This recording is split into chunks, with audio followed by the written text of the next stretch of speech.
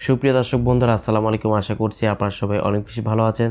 তো Realme কিন্তু আমাদের মাঝে আরো একটি নতুন স্মার্টফোন লঞ্চ করতে যাচ্ছে, যার মডেলটি হচ্ছে Realme C53 মোবাইল ফোনটি আগামী 23শে জুলাই কিন্তু বাংলাদেশের বাজারে অফিসিয়ালি লঞ্চ হবে। ফোনটি কিন্তু দেখতে অলমোস্ট আইফোনের মতো দেখতে। ফোনটির যদি আমরা কিছু হাইলাইটেড ফিচার্স নিয়ে কথা বলি তাহলে স্মার্টফোনটিতে ব্যবহার করা হয়েছে 6.74 ইঞ্চ একটি full HD plus resolution 90 hertz refresh যুক্ত ডিসপ্লে ব্যবহার করা হয়েছে। ইউনিসকের টাইগার T612 একটি গেমিং চিপসেট ইউজ করা হয়েছে। ব্যাক সাইডে 50 মেগাপিক্সেলের ক্যামেরা সহ থাকছে এই ফোনটিতে 33 ওয়াট ফাস্ট চার্জিং সাপোর্ট। আর থাকছে উল্লেখযোগ্য ফিচার। তো Realme C53 স্মার্টফোনটি আপনার জন্য কেমন হবে, ফোনটির ভালো দিক এবং মন্দ দিক সমস্ত কিছু এই ভিডিওতে আলোচনা করার চেষ্টা করব। অবশ্যই ভিডিওটি সম্পূর্ণ দেখবেন। ভিডিও শুরু করার আগে আপনি যদি এখনো পর্যন্ত আমাদের চ্যানেলটিকে সাবস্ক্রাইব করে না থাকেন অবশ্যই চ্যানেলটিকে সাবস্ক্রাইব করে দিবেন, পাশে বেল আইকনে প্রেস করবেন পরবর্তী ভিডিওগুলোর আপডেট সবার আগে পাওয়ার জন্য। চলুন তাহলে শুরু করি আমাদের আজকের ভিডিও। দর্শক বন্ধুরা, ফার্স্ট অফ অল যদি আমরা Realme C53 স্মার্টফোনের যদি ডিজাইন এবং বিল্ড কোয়ালিটি নিয়ে যদি কথা বলি তাহলে স্মার্টফোনের ব্যাক সাইডে কিন্তু অলমোস্ট আইফোনের মতো দেখতে। আপনারা হয়তো দেখতেই পারছেন ব্যাক সাইডে কিন্তু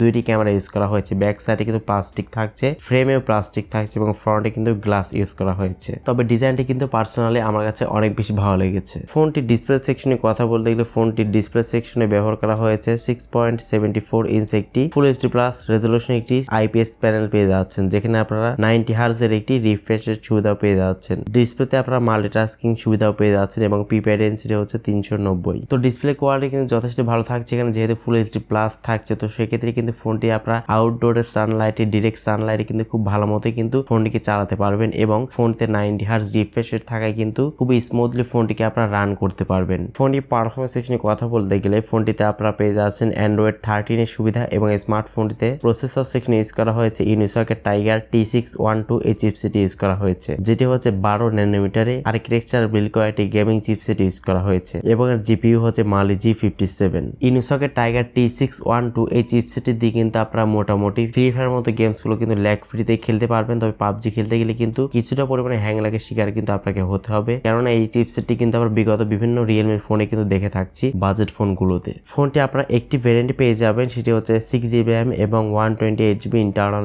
স্টোরেজ এবং এই ফোনটিতে আপনারা পেয়ে যাচ্ছেন দুইটি সিমের পাশাপাশি একটি মেমোরি কার্ড ইউজ করার সুবিধা। দর্শক বন্ধুরা, এবারে যদি আমরা Realme C53 স্মার্টফোন যদি ক্যামেরা সেকশনে কথা বলি তাহলে এই ফোনটি ব্যাক সাইডে থাকছে দুইটি ক্যামেরা সেটআপ। মেইন ক্যামেরা হচ্ছে 50 মেগাপিক্সেল এবং সেকেন্ড ক্যামেরাটি হচ্ছে 2 মেগাপিক্সেল ডেপথ সেন্সর ইউজ করা হয়েছে এবং স্মার্টফোনটির ফ্রন্টে থাকছে 8 মেগাপিক্সেল একটি ক্যামেরা। ফোনটির সামনে পেছনে উভয় ক্যামেরাতে সর্বোচ্চ আপনার 1080p 30 fps ভিডিও রেকর্ডিং করতে পারবেন। এছাড়া ফোনটিতে loud speaker 3.5 millimetre headphone jacket পাশাপাশি টাইপ সি কানেক্টিভিটির সুবিধাও পেয়ে যাচ্ছেন এবং এই ফোনটিতে আপনারা সিকিউরিটি হিসেবে সাইড মাউন্টেড ফিঙ্গারপ্রিন্ট স্ক্যানার সুবিধা পেয়ে যাচ্ছেন। ফিঙ্গারপ্রিন্ট সেন্সরটি যথেষ্ট ফাস্ট এন্ড অ্যাকুরেট বলে জানতে পেরেছি। ফোনটি ব্যাটারি সেকশনে কথা বলতে গেলে ফোনটি ব্যাটারি সেকশনে ইউজ করা হয়েছে 5000 mAh ম্যাসিভ ব্যাটারি সেটআপ এবং এই ফোনটির বক্সের সাথে আপনারা পেয়ে যাচ্ছেন 33 ওয়াট ফাস্ট চার্জিং সাপোর্ট, যেখান থেকে আপনারা মোটামুটি মাত্র 31 মিনিটে কিন্তু 50% চার্জ করে নিতে পারছেন। তো এখানে কিন্তু 5000 mAh ম্যাসিভ ব্যাটারি সেটআপ আপনারা পেয়ে যাচ্ছেন। তো সেই ক্ষেত্রে ফোনটিকে আপনারা নর্মাল ইউজ করলে কিন্তু 2 দিনের মতো খুব ভালো মতো কিন্তু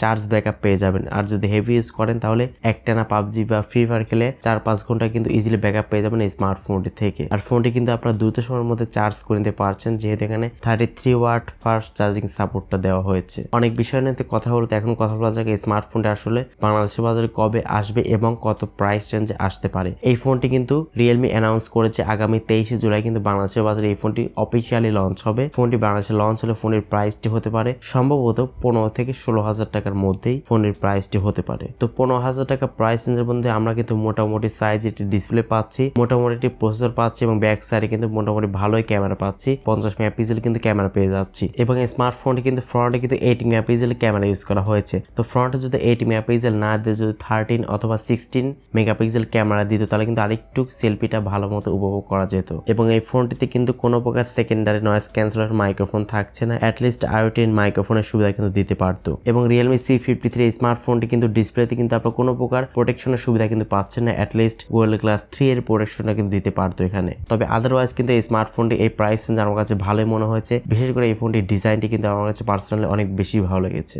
Realme C53 স্মার্টফোনটি আপনার কাছে কেমন লেগেছে অবশ্যই কমেন্ট সেকশনে আপনার মতামত জানাতে একদমই ভুলবেন না। সো আজকের মতো এই পর্যন্তই, দেখা হচ্ছে নেক্সট ভিডিওতে। সে পর্যন্ত সবাই ভালো থাকবেন, সুস্থ থাকবেন, আল্লাহ হাফেজ।